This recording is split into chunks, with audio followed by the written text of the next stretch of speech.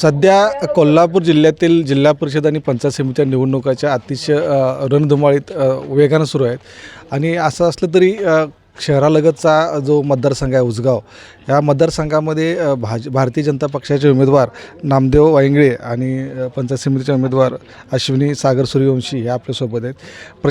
प्रचार रॅलीमध्ये आपल्याला भेटले. नेमकं त्यांच्या भावना काय आहेत आणि ह्या निवडणुकीला सामोरं जाताना ह्या मतदारांना कोणत्या प्रकारच्या त्यांना दिलासा देणार आहेत आणि त्यांच्या काय संकल्पना आहेत आपण त्यांच्याकडे जाणून घ्या. वायंगळे साहेब नमस्कार. नमस्कार. लाईव्ह मराठीमध्ये आपलं स्वागत आहे.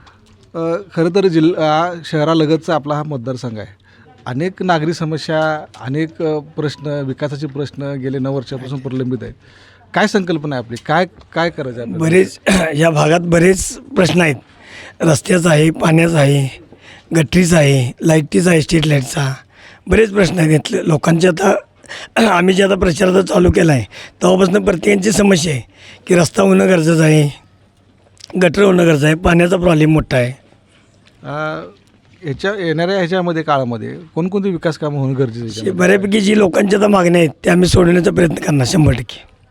खरं तर देशात, राज्यात आणि आता महानगरपालिकेला भाजप आली. सगळीकडे निधी संदर्भात आपलं कसं काय? निधी मिळणार आपल्याला सगळीच भाजपमध्ये असले, म्हणजे वरती पण भाजप असल्यामुळे आता खालती पण भाजपच पाहिजे. त्यामुळं आम्ही लोकांचा विकास 100% होणार.